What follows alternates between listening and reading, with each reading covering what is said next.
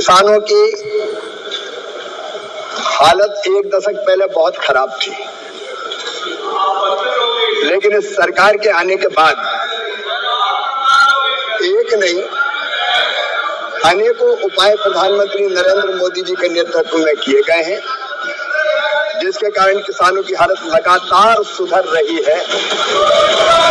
उत्पादन बढ़ाना, उत्पादन की लागत घटाना, उत्पादन का उचित मूल्य देना, प्राकृतिक आपदा में भरपाई करना, जिसका सवाल माननीय सदस्य ने पूछा है, प्रधानमंत्री फसल बीमा योजना, कृषि का विविधीकरण, प्राकृतिक खेती का मिशन, ऐसे अनेक कदम उठाए गए हैं।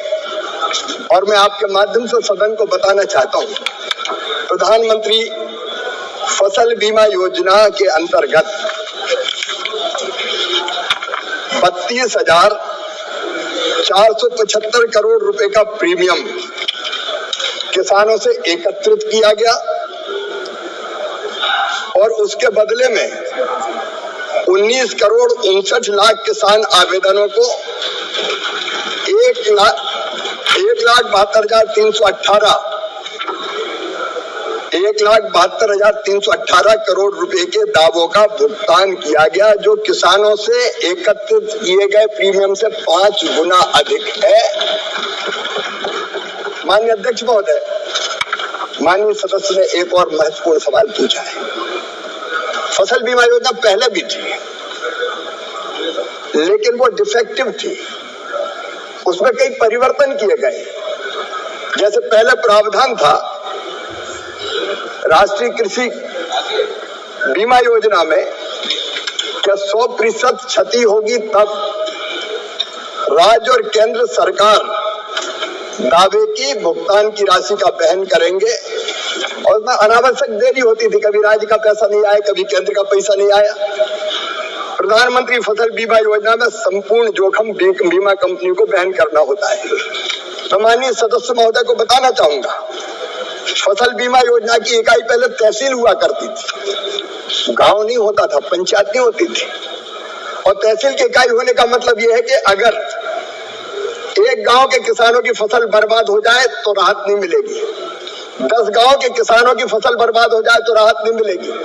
जब पूरी तहसील के किसानों की फसल बर्बाद होगी तब राहत मिलेगी। मतलब एक गांव 10 गांव के किसानों की फसल खराब हो तो वो भगवान से प्रार्थना करे कि सबकी खराब हो जाए तो हमें राहत मिलेगी। प्रधानमंत्री जी के नेतृत्व में ये फैसला किया कि प्रधानमंत्री फसल बीमा योजना में बीमा की इकाई ग्राम पंचायत को बना दिया गया, गांव को बना दिया गया, ताकि गांव में नुकसान हो तो दावा मिल जाए। माननीय अध्यक्ष महोदय, पहले ऋणी किसान आवश्यक रूप से फसल बीमा योजना उनको करवाना पड़ता था, आवश्यक थी उनके लिए। अब ये ऋणी हो चाहे गैर ऋणी हो, उनको स्वैच्छिक कर दी गई है, उनकी मर्जी, वो कराए चाहे। सम्मिलित नहीं थी, अब स्थानीय आपदा को भी सम्मिलित करने का इसमें प्रावधान माननीय अध्यक्ष महोदय किया गया है। और इससे बढ़ के एक बात ये तय की है कि पहले हम कहते थे केंद्र सरकार के राज्य सरकार अपना हिस्सा देगी तब केंद्र पैसा जारी करेगी, अनावश्यक देरी होती थी। अब हमने तय किया है कि राज्य का पैसा देर से भी आए तो केंद्र सरकार का पैसा तुरंत किसान के खाते में डाल दिया जाएगा, ताकि तत्काल उसको राशि मिल जाए। और एक प्रावधान और माननीय सदस्य महोदय, मैं उनको बताना चाहता हूँ कि अगर बीमा कंपनी अनावश्यक भुगतान में देर करेगी तो 12% ब्याज किसान को उसको देना पड़ेगा। अनेकों ऐसे, उनको धन्यवाद देता हूँ। बड़ा व्यापक प्रश्न उन्होंने पूछा है। आप व्यापक जवाब मत दीजिए।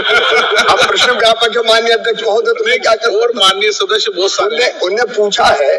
तो इतनी योजनाएं माननीय अध्यक्ष महोदय, प्रधानमंत्री किसान सम्मान निधि, इसलिए कि छोटे किसान को दिक्कत ना हो कृषि आदानों को देने में। किसान क्रेडिट की राशि अभी तो 3 लाख से बढ़ा के 5 लाख रुपया कर दी गई, ताकि प्राइवेट किसी हमारे व्यापारी से जाके उनको पैसा ना लेना पड़े। उर्वरक सब्सिडी माननीय अध्यक्ष महोदय, मैं बधाई दूंगा प्रधानमंत्री नरेंद्र मोदी जी को, 1,95,000 करोड़ रुपया फर्टिलाइजर की सब्सिडी किसानों को देने का काम इस सरकार ने किया है। प्रधानमंत्री फसल बीमा योजना का विवरण मैंने अभी यह माननीय अध्यक्ष महोदय दिया है। सूक्ष्म सिंचाई योजना है, नए उन्नत बीज हम ICR के माध्यम से तैयार करके किसानों को देने का प्रयास कर रहे हैं। कृषि का मैकेनाइजेशन है, जब नुकसान हो जाए तो उसकी भरपाई का प्रावधान है, कृषि का विविधीकरण है, फलों की खेती, फूलों की खेती, सब्जियों की खेती, औषधि खेती, मसालों की खेती, पशुपालन, मछली पालन, मधुमक्खी पालन, कृषि वानिकी, इतने काम किए हैं कि आज किसान की हालत लगातार ठीक होती चली जा रही है। और मैं माननीय आपके माध्यम से माननीय सदस्य को आश्वस्त करना चाहता हूँ, मोदी जी के नेतृत्व में किसानों की हालत ठीक करने में ये सरकार कोई कसर नहीं छोड़ेगी। और अब माननीय अध्यक्ष महोदय, मैं भी आज से ग्रस्त आश्रम से वानप्रस्थ आश्रम में जा रहा हूँ। आज मेरे बेटों की शादी का रिसेप्शन है, सबको मैंने निमंत्रित किया है। कल से मैं वानप्रस्थी हो जाऊंगा और पूरा समय किसान। जब नेता विजनरी होता है तो फिर पूरी व्यवस्थाएं बदलती है। प्रधानमंत्री जी ने सूखाग्रस्त या जल संकट जिन जिलों में था, जिन गांव में था, उस दर्द को पहचाना और उस दर्द को पहचान कर अनेकों उपाय किए। एक खेत का पानी खेत में, गांव का पानी गांव में, अनेकों जल संरचनाएं बनाने के अभियान चले। पिछले दिनों अमृत सरोवर 50,000 से ज्यादा अमृत सरोवर बनाए गए ताकि भूजल का स्तर ऊपर उठे। और माननीय अध्यक्ष महोदय, पर ड्रॉप मोर क्रॉप, हर एक पानी की बूंद का ठीक ढंग से उपयोग हो, इसके लिए सूक्ष्म सिंचाई योजना बनाई गई। और उसके कारण मुझे बता दूं, प्रसन्नता है माननीय अध्यक्ष महोदय, पर ड्रॉप मोर क्रॉप के अंतर्गत ये जो अभी लगभग 96,97,000 हेक्टेयर क्षेत्र को कवर किया गया है।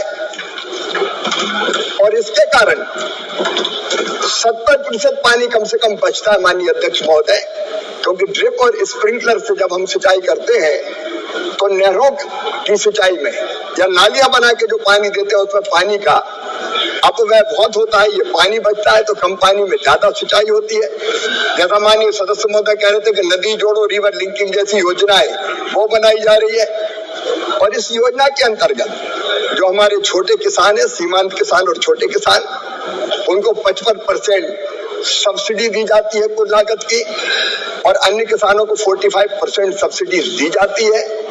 माननीय अध्यक्ष महोदय, इस योजना से छोटे लघु और सीमांत किसानों को भी काफी लाभ हो रहा है और पानी भी बचाया जा रहा है। माननीय सदस्य महोदय को मैं ये जानकारी दूंगा कि उनके क्षेत्र में कितने किसानों को इस योजना का लाभ दिया गया।